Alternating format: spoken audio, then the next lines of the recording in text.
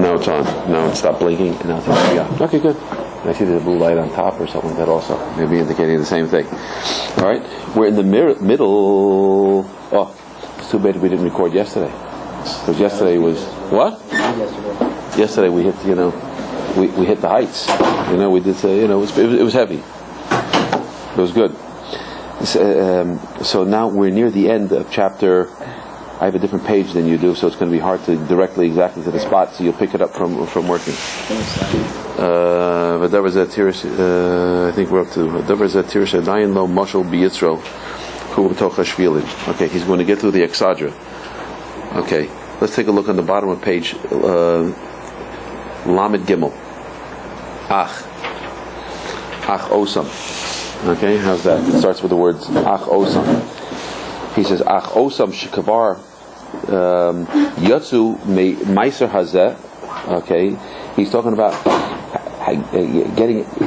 How can a person get free? How can a person improve? It's hard to improve and it's hard to get free when we're advising ourselves. And he's going to give an example of somebody who's men are famous for this.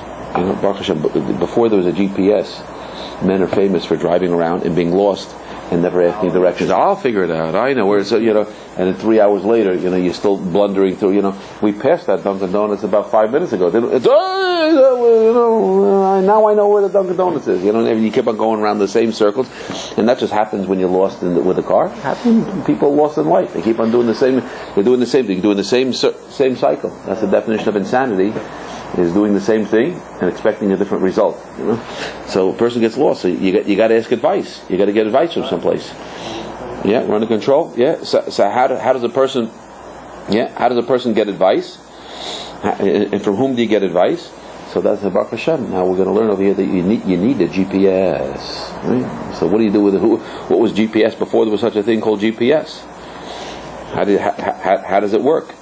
So even in a person's life, they need a GPS. What's the beauty of a GPS is that you get something, you get a machine that has in it the maps. It has all the maps in it. Mine doesn't go to Canada.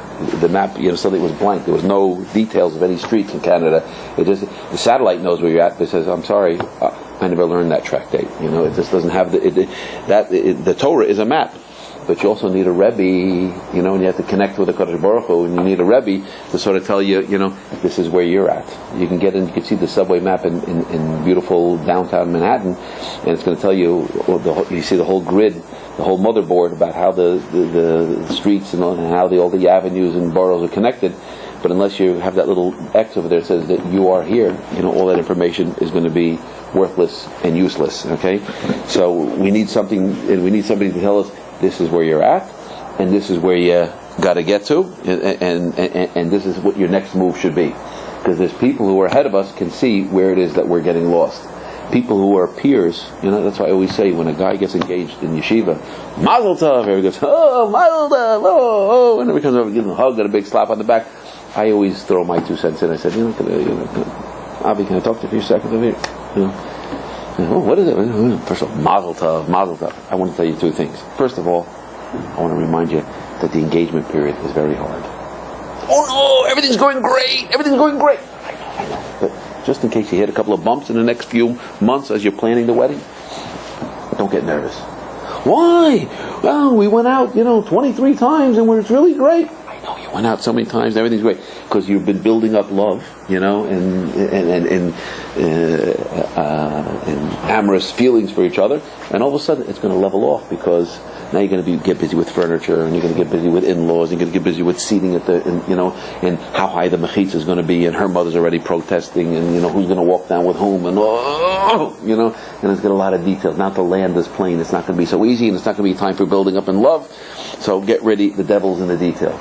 That's the first piece that you got to know. That's going to complicate things. And the second thing you got to know, and I always try to give this piece of advice to Bachram, to young or somebody. We're going to have Kiddush here soon, Baruch Hashem. So the next piece of advice is don't take advice from Bachram. Don't take advice from the other guys in the yeshiva. You're going to come back to your room. after one of those tough days, like, where she wants furniture, I don't want this furniture, my mother-in-law wants me to wear this tie, it's not my color, we're all wearing pink, and and what do I care? I don't like pink ties, So you might get advice from one of the guys, and will you put your foot down? You tell her you're not going to take it anymore, That's it. You call up your mother-in-law right now, your future mother-in-law. You tell, what are you taking advice from guys who have no experience in this thing for? Shh, stay out of it, You wear the tie. Give them their day, on things that are negotiable and things that are not principles, give them what they want. You'll have her for the rest of your life, and you let them feel good about things that you got to pick your battles. But sometimes you might get a piece of wrong advice from somebody was never engaged, never married, and doesn't know. Until you sort of went through something, it's hard to know exactly. My wife said she went to a parenting class, and there was some lady who kept on peppering in information. She goes, well, what I do, what works for me, and what I do, what works for me. There's like a would-be lecturer in the lecture in the classroom. And the elderly lady who was giving the class said, how old is your oldest child? She goes, 4. And she goes, until you dealt with teenagers, until you get the scars that come along, and the bloody noses, the physical bloody noses, until you get all the pressure that comes with having to negotiate children through teenage years and through adolescence, through marriage, you didn't get your license yet. To say what works for me, what doesn't work for me. You got a 3-year-old, you got a 4-year-old, you managed to stop them a few times from a temper tantrum. You didn't deal with anything yet. You don't know what it is. Okay? So there's no teacher like experience. Someone who's been there and done that. The Talmud says, Ein chacham kabal yisurin. There's no wise person like somebody who's been through something. You want to know how to get, you want to know how to get married? Talk to somebody who went out and got married. Talk to people who've been through it hundreds of times. Not that they themselves got married 100 times, but they married off children. When I started marrying off children, Rabbi Kosky says, I want to talk to you.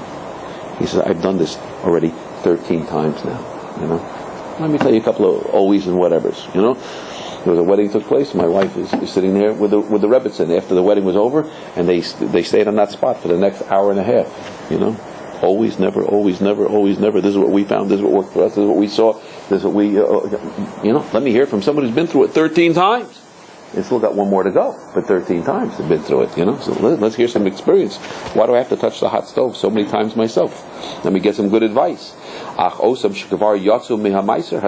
Anybody who went out from the prison, right? Then they can give advice about how to navigate through the different avenues. They can see.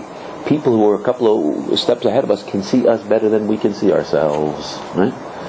Right now, we're struggling with things. How am I going to get out of it? How am I going to? There's people who they can see exactly. Someone who's a few steps ahead. Somebody who cured himself of alcoholism. Let's say he cured himself of obesity. And he sees the games that people play that allow themselves, to eat and they see the mismanagement of their time and their emotions, and they see what other people do. You can see all the mistakes that they're making. Someone who was out of it is watching and almost painfully watching.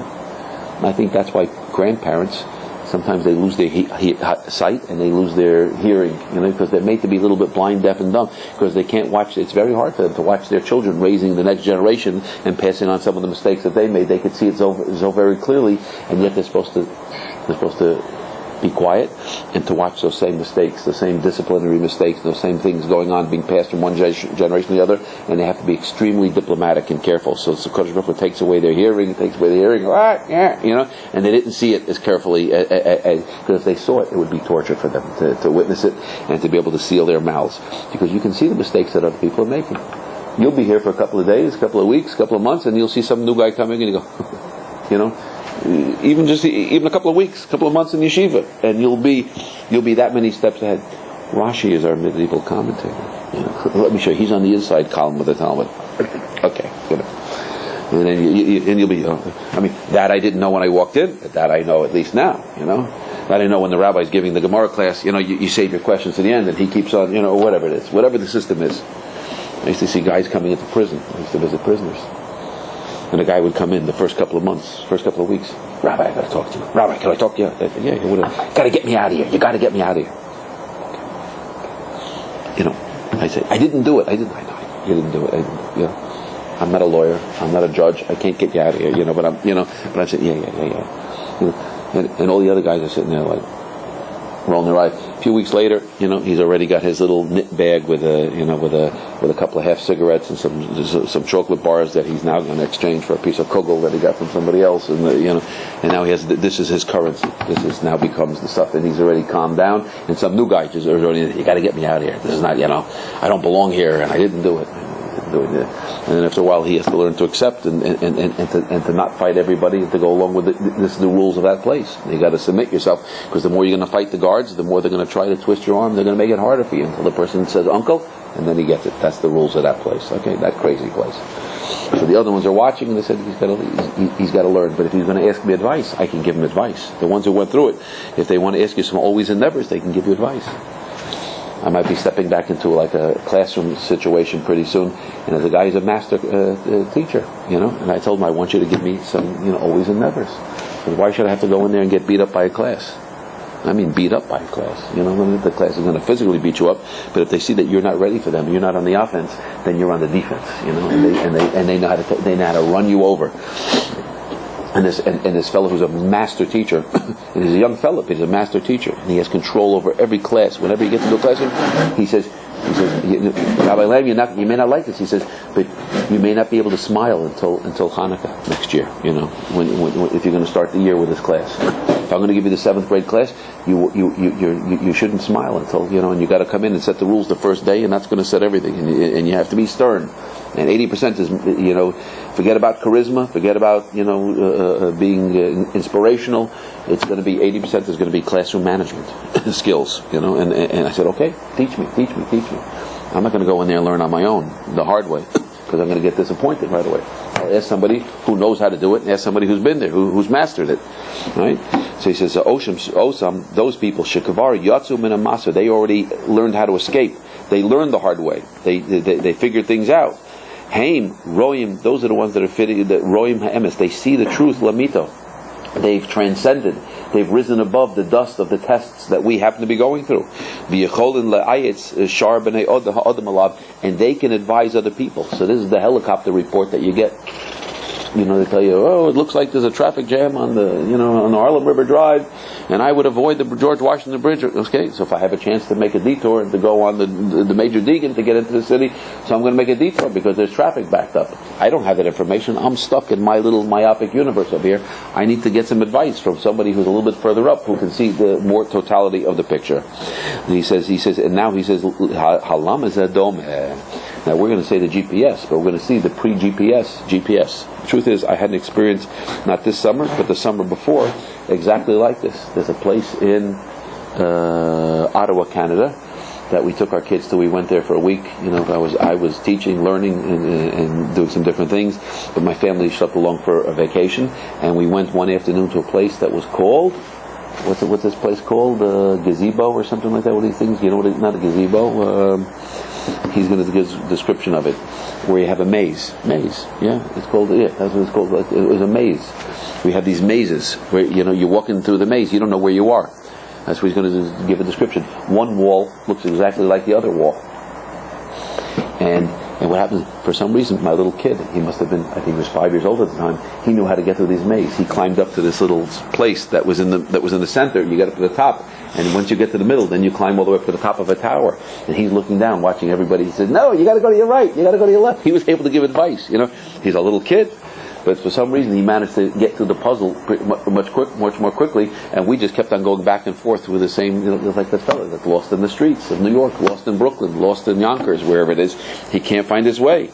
He says, Halama Zedoma. What's this comparable to? Lagan Hamavucha, to a maze. That's what he says, a garden. They make these gardens with these high walls, very tailored walls. It's a sculptured. What are they called? They're made out of bushes, right? And you're going along, and you don't know where you are. You can't see around corners. So if I take this corner, if you're up above, you can see. If you go that's a dead end. You make two rights, you end up at a dead end. But if you go to the right, and then you make an immediate left, then you go around, and all of a sudden, you one more left, one more right, and suddenly, you're there. When you're following the GPS is make a left-hand turn, make a right-hand. You don't know where you are, but it knows where you want to go. because you plugged in your destination. It knows where you are, and it knows the map about exactly how do you get there. That's exactly what we're talking about. Unless somebody's sitting up in that seat over there, in that witness chair on the top, in the center of the gazebo, the person is lost. He says, he says, princes know how to make these things. He says, the rich people who have nothing else to do, so they make these, they make chessboards out of people or whatever, and they have people, and he says, and they make these little gardens in order to laugh. So people who sit up in the king and the queen and the princes, they sit up in the high seats, and they watch people get lost down below, and they get a feeling of superiority, and that, that's entertainment for them. Shenatuya asuya kesolim, he says, and they plant these tall bushes. He says, and they're made into walls. Ubenehem shvilim rabim nevochim u'ma'arabim. He says, and amongst them, he says, there's all kinds of paths that are confusing paths. He says, and they're all mixed together. He says, v'kulam domim zelazeh, and to the untutored eye, each one looks exactly like the other one. Right? How do I know?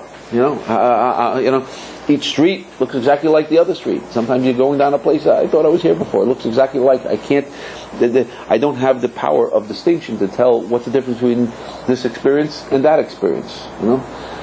So how do we figure it out? V'hatachlis bam hu le'gia l'ksadra echad be'emsa'am. He says, and the goal is to get to the aksadra, is to get to the gazebo, the tall gazebo, which is in the middle, right? To find Waldo, to get into the middle. Amnan hashvilim ha'elu mehem yesharim. It is in amongst these different roads and paths. He says there are some that are straight. Hamagiyim be'emes ala aksadra, that take you right to the final destination, take you where it is that you want to go. Now we're reading a sefer in the middle of something. We forgot that in the beginning of the sefer, he said that the whole goal is to get to the next world. That's the goal, is to get intact with Torah and mitzvahs, and to come and to arrive with our bags filled with Torah and mitzvahs into the next world. That's the goal.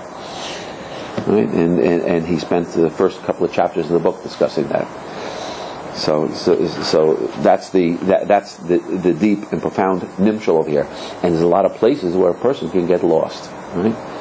And therefore he says, and he says, and there are some places, there's some roads that are going to help a person get there, and get there much more quickly, and get there much more efficiently. He says, and then there are those, he says, and then there are certain roads, he says, that a person is going to get on that road, and it's going to take him farther away from what his stated goal is, his realized goal is. Okay, he says, those people who are going amongst the shvilim, who lo yuchel rose. The person, youth is wasted on the young. George Bernard Shaw said, not Rabbi Shaw, George Bernard Shaw. Youth is wasted on the young. Sometimes young people, they need direction. I'm saying, I'm a young person myself in that sense. Everybody is lacking in experience and needs guidance. He says, so sometimes it's hard for a person to see what's the difference between love and love. Love and infatuation. Not so easy to see what the difference is between these things. Not so easy to see what's the difference between, different types of spiritual activities. What's productive, what's not productive. Different type of intellectual activities. What's fruitful, what's not fruitful. What attaches you, what leaves you. You may be intellectually stimulated for a period of time. What leaves you detached. Same thing when it comes to foods. Some people think, what's the difference if I eat a ding ding and a donut, or if I eat something, some whole wheat or some whole grain or something, or some healthy food that doesn't have sugar. What's the difference? What's the difference? I don't feel the immediate difference. Sometimes if you don't feel the immediate difference, so it doesn't register by us. But someone who's watching says that the cumulative impact of living this way or doing that thing is going to have a deteriorating effect on your health. Same thing, the cumulative impact or effect of learning this way or not learning a certain way is going to have an impact on the totality of your effectiveness, the totality of your accomplishment in life. So let's take a look over here. Uladas klal, imhu b'shvil hamiti or kozov. He says, Amnan ahoylach mein shvilim. The person is walking amongst these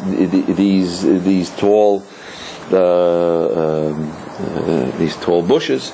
Hu lo yuchel leros. He's not able to see. V'ladas klal, he can't see at all. Imhu b'shvil hamiti, if he's on a good path or b'kozov. He has no idea. Am I doing the right thing or am I doing the wrong thing? Right? This is the whole need for having a Rebbe, having a mentor, having a guide that can take us along, that can help us.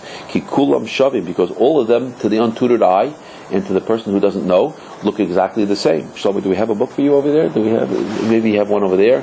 Oh no, that's not one. Okay, I'm sure there's another one over there. Mr. Shashar. Okay. Maybe I'll just also listen. Okay. Ki kulam shavim, because all of them are equal. Ve'ein hefresh b'neihem, because again, to the person who has no experience, they all look good. Ula'ayin haro osam, to the eye that sees them. So to the eye, that's what he says. The eye is tricky, because to the eye, it's hard for a person to see things. The eye can fool us. We can be fooled by our eyes. Yeah. That's why when it comes to, I'll give an example. Dating. Anybody here married? No? Okay.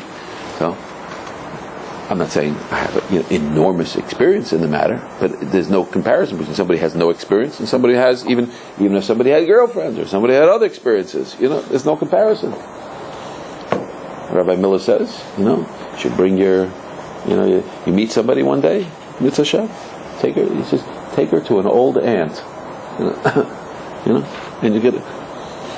I did that. I don't want to tell too many stories. I can't tell, we got our, thing on over here. I went out with somebody, and it looked like, the computer cards, put us out together. Look, this, everything seems to match. All the different things are matching, But I couldn't bring myself to say, you want to get, and the person was waiting. Maybe I'm going to say that. They were hoping maybe I'm going to say that. I couldn't say it. I couldn't bring the words out of my mouth. I went to a cousin of mine, and we spent the Shabbos there, and he said, she didn't get up and help out to clean up the table. She was there arguing at the table with her thumb. She was a smart, person, very, intellectually aggressive and this and that. And okay, and she goes, you need somebody warmer. So you need somebody with a, like more, warmer, softer character. I said, oh, okay. I didn't think about those things. Took the same person to Shabbos to a friend of mine, and I came back after I walked. He was just here for the Shabbos, and after I walked back from the, I walked back to my friend's house, I wanted to see what he thought. He says, why did you bring her? I said, because, this matches, and this matches, and everything looks right, He said, yeah. He said, how many times you go out? I said, 10 times. Wow, 10 times in our community, that's a lot, He says, do you like her? I said, not really. Can you imagine going so far and not asking an important question like that? But it can happen. You learn to say, sometimes you want to be so intellectual, or you want to be so, detached from it, and say, I'm honoring the process. It doesn't matter whether I like it or don't. You don't like the person? No, as a matter of fact, I'm a little bit annoyed by someone. Okay, and maybe you shouldn't do anything until you feel like this is someone you want to spend time with. You enjoy and you look forward to it, and not that you're just going by through the momentum of the relationship. Oh, that's important to know. And don't you think it happened? That I know a guy, not within a year or two here, but also went along the same path and never asked himself that question. And he got into a revolving door, in and out relationship. It was out. It was over. Because he forgot to ask the question that there's a subjective factor over here also. If you're going to take it, and one of the Rabbeim gave a lecture. He says, if you're going to check your mezuzah, he says there's a way you can take the mezuzah to the sofer, and he'll tell you whether it's a kosher mezuzah or not. But when it comes to finding a mate, there are subjective factors that you have to take into account, and sometimes you have to know when to treat your feelings and when to entertain. And to what extent you entertain your feelings, and your feelings are a factor in it. Okay, if I didn't know the difference, I wouldn't know, that this is a mezuzah and this is a mate that I'm looking for. Two different things, Sometimes there are certain little subtle distinctions that we need to be, that somebody who went through it might be apprised of, that, we might not grant ourselves that type of. Sometimes people are taking feelings too much into account also. It's too much feelings. I tells me he's in love. He's in love? Drop it. Really. Some guy told me, he's in love. How can he be in love? How's it possible for him to be in love? I get alarmed when a guy tells me he's in love with a girl. It's not possible. Not possible. I know. I see eyebrows. I'm getting eyebrows over here. Right? Like what? Not possible. What up? Why not? Because it's not possible. I'm just telling you. If there's big love before the wedding, and there's going to be hatred afterwards. It's not going to be possible. So you have to love the person you want to marry? No, you can't love them. So what are you supposed to feel towards them? Well, you're supposed to feel respect. You're supposed to feel. You're supposed to like them. Faithful. You're supposed to feel that you have trust and respect with them a little bit. You're building trust. You feel good about them. You see potential. But sometimes you feel so good that you just fall in you love. feel good. No, it's not love. It's not love. It's not fall. Fall in love. What is fall? It's icy outside. Careful. Falling. I mean, it's an emotion. It's a feeling. If she would give you a good sex, so that's it. Okay. It's a trick in the mind. We got a tape recorder on. Yeah, but we got a tape recorder on, so we have to give PG. So it's a trick. It's a trick that we play in our mind. That's what it is. In a certain way, we don't know. We can't hang on to, and we can't and anchor that emotion. Rabbi asked his students. He says, "What do you want to base your marriage on?" And they said, "Love and understanding." And he said, so in his Kuntras Chasanim, he says, wrong. It's a nice sentiment. It's a nice idea. He says, you don't love and you don't understand yet. That's the goal. The goal is to love, but it's not and eventually it's going to be a result of giving that you're going to love. The more you're going to give, the more you're going to love. Reb Dessler says, we don't give to the ones we love. We love the ones to whom we give. Interesting. If you plant a garden, you take a little patch of land and you put seeds into that garden, you're going to feel good about that garden. You're going to watch it, and you put a couple of seeds in a cup, and you're going to watching the little heads, the little buds are coming up. You're going to feel good about it. You invest in a stock, you're going to open up the newspaper and take a look and say, how's it doing? You feel good. That's your baby, right? You built a wall, you painted a painting. You look at it, you feel good about it because you put something into it. It's not possible to love it before you did anything for it, before you invested yourself into it. It's a trick in the brain. That's what it's saying over here. So the person who's sitting up in the helicopter seat over here saying, "Watch out, watch out, tiger. That's a trap." and you're getting ready to fall into a trap over here. Careful. If something looks too good to be true, it is. Somebody's offering you a business deal, and you're going to make millions of dollars, and you don't have to do anything, you don't have to invest anything, and it's going to come easy. Watch out. The ocean recedes, and you say, "Oh, look at all those starfish. I can just go pick them up in the shells. Now that's a good opportunity, right? When you see the ocean recede like that, coming back. What do? Walk away. Run to the hills, because that means there's a tsunami coming. 100-foot wall is about to come racing at 200 miles an hour, and it's going to knock out everything in its way. And the animals know to run to the hills, and the people go out and say, "Oh, we can pick up some shells, and we can have we're going to get some shells for our collection." Bam, it comes because that's a sucker punch. It withdraws. And the person says, "Oh, this is my opportunity. Watch out! It's a trap that's being set in the world." So someone who doesn't know to see this, thinks that this is what I'm up for. Someone who can see an old ant, or an old rabbi, with some white beard. What does he know about love and marriage? Every 17-year-old kid thinks that he's the first one to discover girls. It's not true. He's not true. He's not the first. He's not the first one to think about these things. He's not the first one to have gone through it. And sometimes a person has the scars to prove to someone who's been through a situation successfully. He says that's the one you want to ask. You don't want to ask someone who's who's only messed up. Who never succeeded, because then they'll sing songs to you like what's love got to do with it, or something like that. That's what they'll teach you, or what do you get when you fall in love, They won't be able to sing you the song that's going to get you, that's going to lead you to the exadra, that's going to lead you to happiness, that's going to lead you to the thing that you're looking for. So you got to follow the advice of the people. That's for me. I found that to be the most inspiring thing. Is that when I came for a Shabbos, I saw the people, I saw the rabbis, I saw the families. And once I saw some families, and I saw some, I said, they got it. I want what they got. So you got to find somebody. I want what they got, not that what they want. That what they got. How do you know if what you're seeing is really? Because you know what, certain things have a registry of realness. You come back the next week, and it's it's steady. The picture didn't change. It wasn't a show. So you see them in different circumstances. So you hang out there a little bit longer, and you see that it's not a show. It take a while. You're right. The eyes, sometimes you worry about what your eye sees over here also, but after a while you learn that that's the reality. That's not the show. You're right. He says, so what happens? Im lo yeda haderech, the person doesn't know the right way. Bekvius, he says, bekius, he doesn't know it perfectly. He says, utvius ayin, according to the judgment of his eye, he says, kvar nifnas bam, that he already entered into it, hagiel el tachlis sheyed el eksadra. He's not going to be able to easily enter into and to find his way to the eksadra. Omed kavar al el eksadra. He says, so the person who's stumbling in the through the bushes over there, he's going to have a hard time getting there on his own, and therefore it's hine omed kavar al eksadra. Therefore, the person who's by the eksadra, he's already up in the top of the gazebo. Who roa kol hadrachim? He sees all the ways. He sees all the mistakes that you're making. He sees and sometimes you have to watch and let people. You have to wait for the teachable moment also.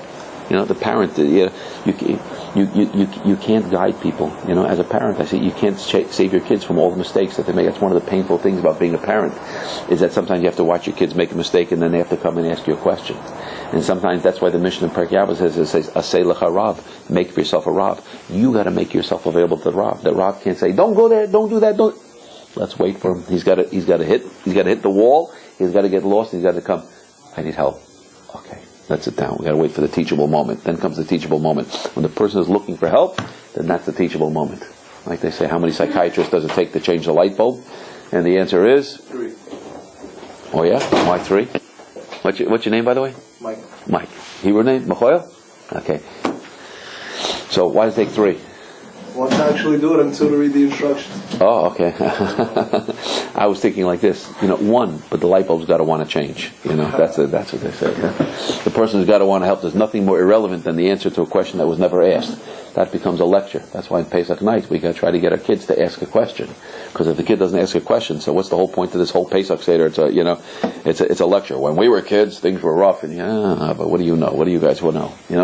But every once in a while, the kids figure out, they think that their parents don't know anything, and then they find out how much their parents, really know. Right? And they start to appreciate. They said, maybe you can give some advice. They start to look to you for advice. But until the person gets to that point that he stumbled enough and he got lost enough and he burnt himself enough, so sometimes he won't. He's not willing to look at advice. And therefore, the Mishnah in Perkei Avos says, "Osei lecha Rav," make for yourself a Rav. And acquire for yourself a friend. You need a friend. What's that? Okay. Buy for yourself. Make yourself. Kaneh means to buy.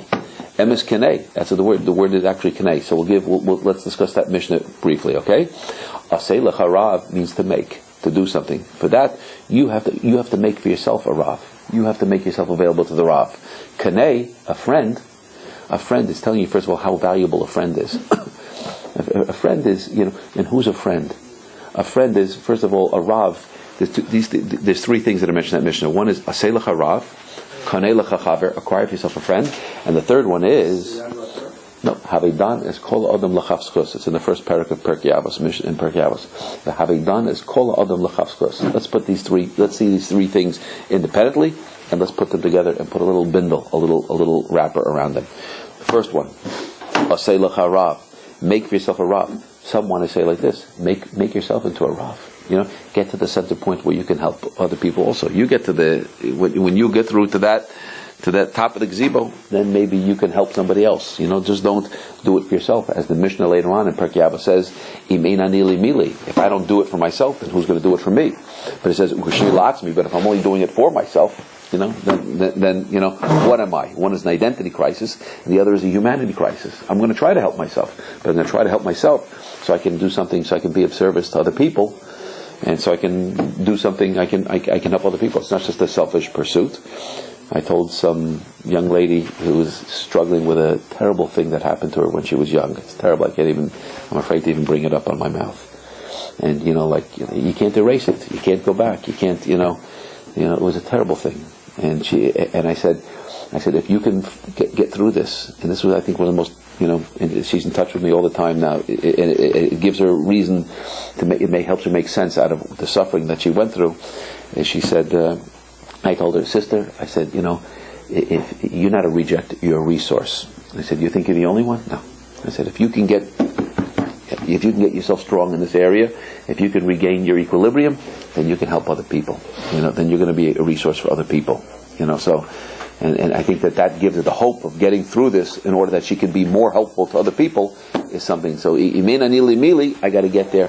Basei lecha rav, make yourself into a rav. That's number one. Okay. The other one is the simple one is you got to make yourself available to the rabbi. The rabbi's not going to come follow and chasing you. You're going to say, listen, I got a question, I got a problem.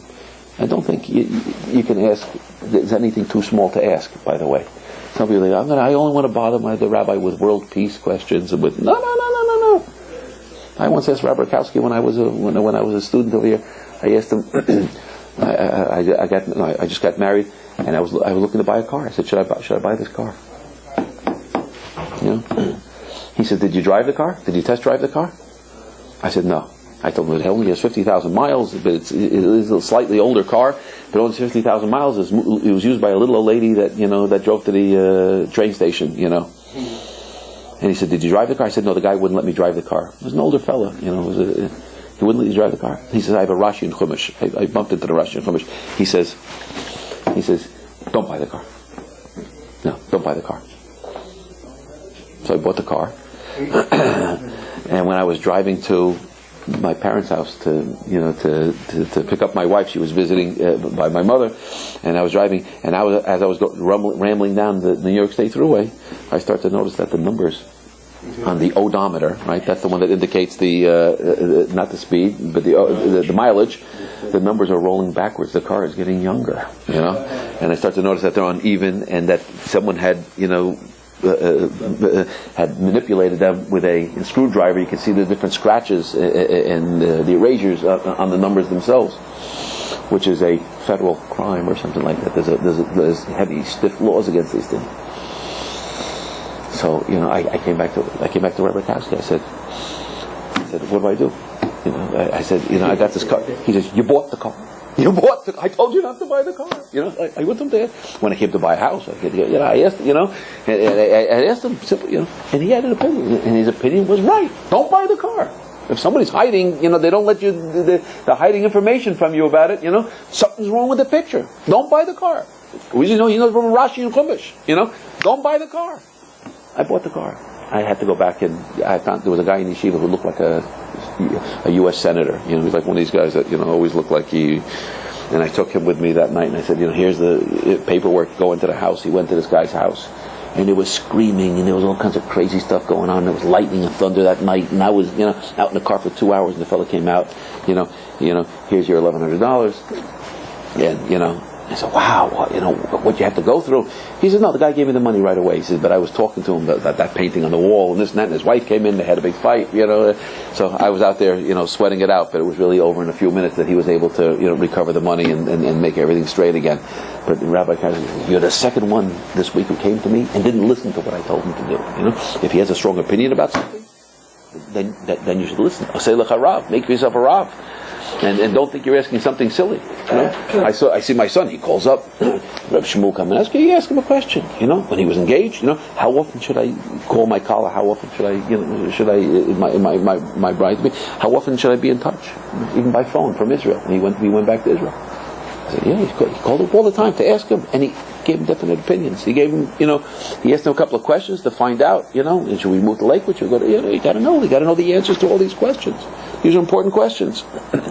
There's big, we're going through, everything looks the same. Oh, what's the difference? Yerushalayim, let's find out what some of the other important factors. Sometimes I learned from the way when I went to decide if I'm going to buy this house or that house. So I went to go ask a certain Rav, and he'd always say to me, he says, what does your wife say? He would never answer my question. He always ask me what my wife says, because there's a subjective factor over here. How can he tell me something? I said, well, the rabbi said I should do that, and I know that she has a strong opinion against it. He's never going to tell me something like that. So I learned, to factor in, asay lecha rav, you yourself become a rav and realize, don't make a decision without factoring in what it is that your wife wants to do. You can't go and ask a subjective, it's not like a mezuzah question. It's a mezuzah that there's other people with feelings involved, and you got to include those other people in those feeling things included also. That's why you pick up information. Asay lecha rav, make yourself a rav. The second part now, Mike is asking, what are we doing? Kanei lechachaver. So a friend is a very important thing to have, because let's say a Rav is like, it's like going to a doctor, and he tells you, your sugar intake is too strong, and this and that, and you got to go on a diet, or you got to do this. So now you need a coach to help you get through the program, to help you live up to the program. Just like you have there's a law that's given, there's chokhmah, and then there's musar. There's chokhmah, there's something that a person should do, and then there's and how to follow through on the program. So you need a Rav, you need a chavrusa. Talmud says, chavrusi or masusi. Give me a chavrusa, not or a masus. Give me a chavrusa or give me death. Right? That wasn't Nathan Hale. The Talmud says, there's certain great people. Didn't have a chavrusa. I need a chavrusa. You go to the mashgiach. I need a chavrusa. Give me a chavrusa or give me death. That's how important it is to have a chavrusa. And a chavrusa is not a friend who tells you, you think, what are you friends for? They like to hang around me. The friends that like to hang around you because it's like being in love. The friends that you have that you like to have only because you like to hang around with each other are not necessarily the friend that you need. The friend that you need is someone sometimes who tells you stuff that you don't want to hear. When I was learning yeshiva, I remember maybe just recently also that every time the door opened up to the base medrash, the base medrash was set up in such a way that the entrance to the base medrash was in the back where I was sitting, and every time the door opened up, I would go, hey, how you doing? What's happening? I would give like a little wave. Hey, what's it? Oh, okay, great. I'm like a talk show host over here. Who's walking in now? And a air traffic controller.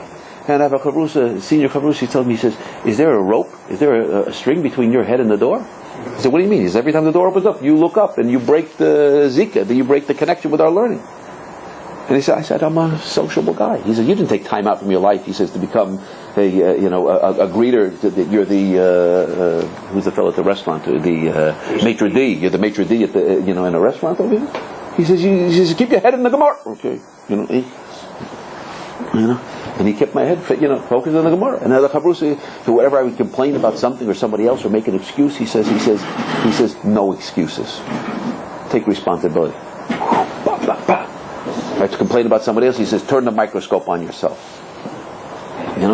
Oh, you need a good chavrusa like that. Sometimes you need somebody to smack you up. Now that's not pleasant to hang around. You find somebody like that who can tell you something like a coach, right? Had Shlomo over here working with me, for a while. A coach, brutal. It hurts. You got to push it till it hurts, And for that, you got to pay. That you have to give something for it because to find someone who's going to put up with you and is going to put up with your whining and moaning and groaning until who's going to help you follow through on your program that you need, that's a friend.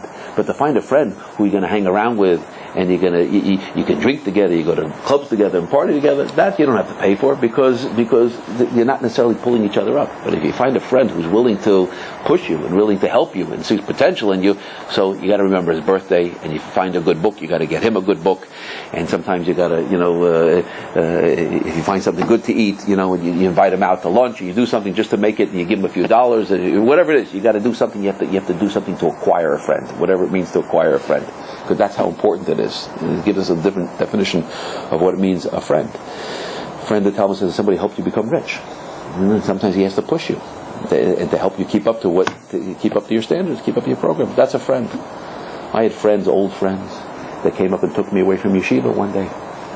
My old high school buddies. I was in yeshiva. Come on, Bobby, come on out. I walked in here 29 years ago. And for years, guys would come on. I didn't even keep in touch. So a couple of guys came up, one Jewish guy, another guy, Armenian fella, tall fella from old basketball days, and they had a keg of beer, or they had a case of beer in the back of the van, and we drove around, and we went to someone's house, and we're drinking beers and burping, and watching a Knick game, and laughing about this and that. And I said, okay, guys, it's time to go back now. I gotta go, What's the matter? We're just we're going to go order some pizza. Now we're going to go out and I said, guys, once you play chess, you don't want to play checkers anymore. Oh, you're no fun, These are not my friends. They want to tackle me from behind. They want to pull me back into the old ways, So it would be easy to be friends with them, But I realized they're not friends because they're not trying to encourage me to become what it is that I could be and what it is that I should be. If they were really my friends, they said, I see that it's adding equity to your personality, you're improving, you're growing, and I'm happy for you, I'm concerned for you. To find someone like that, not so easy to find. Some people say, what do I do with my old friends, If they're your friends, they're happy for you, And if they're not your friends, they're going to try to sabotage. They're going to try to tackle you from behind, because that's not what a friend is, If you're going to medical school, maybe they'd be happy, But suddenly you start to put on tefillin and tzitzis or something like that. Let's see if we can, let's see if we can cut them off at the pass, whatever. Because they want to be your friend. Well, they want a friend. They want you to be their friend. So that's the concept of it. But there's another parish. Kanei lecha chaver. How many times is a kaneh in Hebrew is a pen? Let your pen be your friend. Sometimes you can't find a friend, that someone's going to listen to your silliness, and you're afraid that you're going to alienate somebody if you tell them what's really rummaging around in your mind. So you get a little piece of paper, you get a notebook, for $1.79, and you get a pen, and you sit down and you write some little notes yourself. You ask yourself on the top of the page, what did I learn today? Who are my real friends? Okay, what's important? What lasts?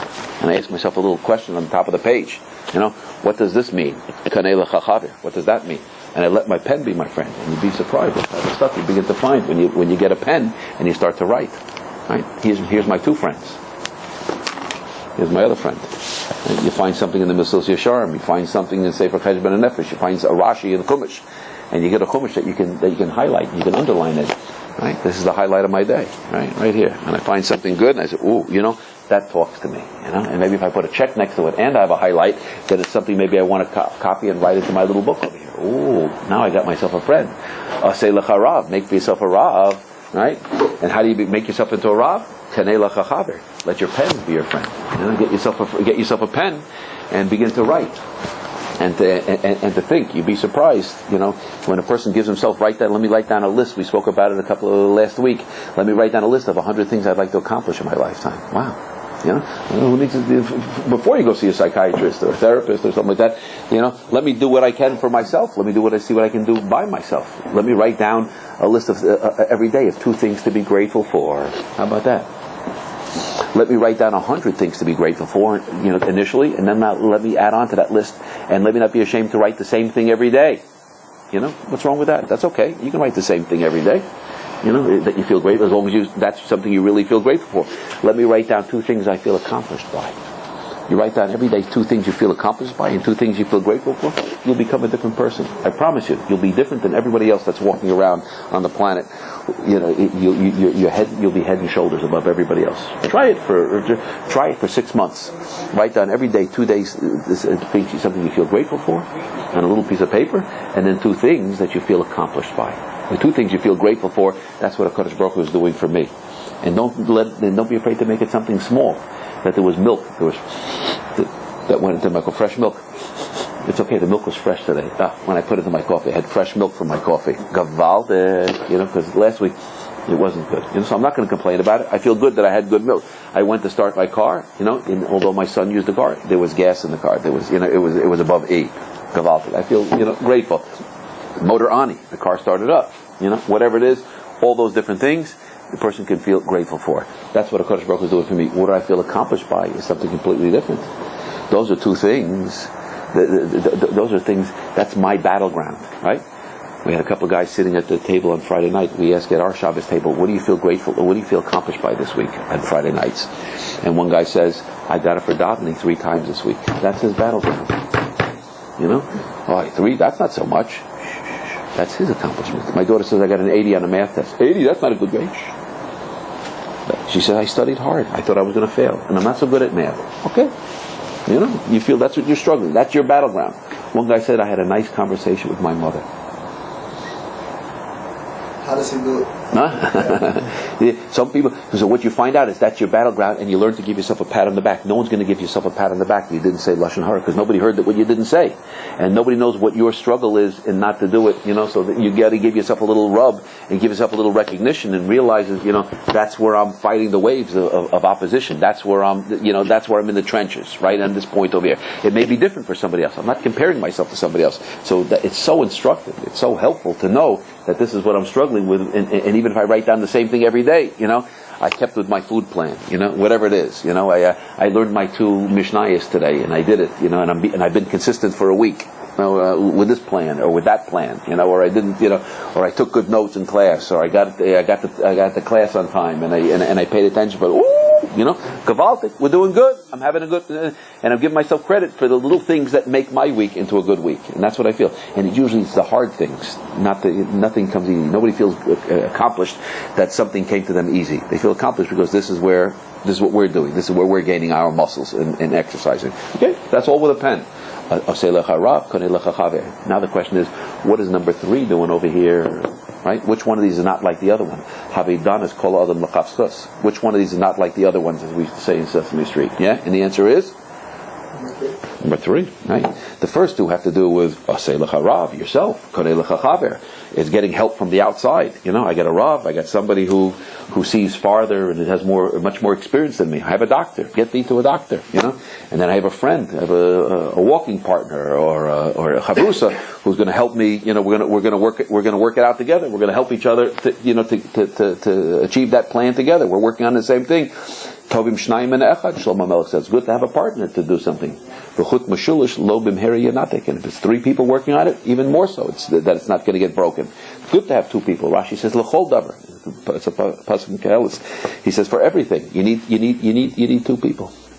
By the way, I had one elderly Rav I know who was living upstate for a long time. He says my Sfarim are my friends. He says these are my friends. My Sfarim are my friends. So you don't need to hang around buddies.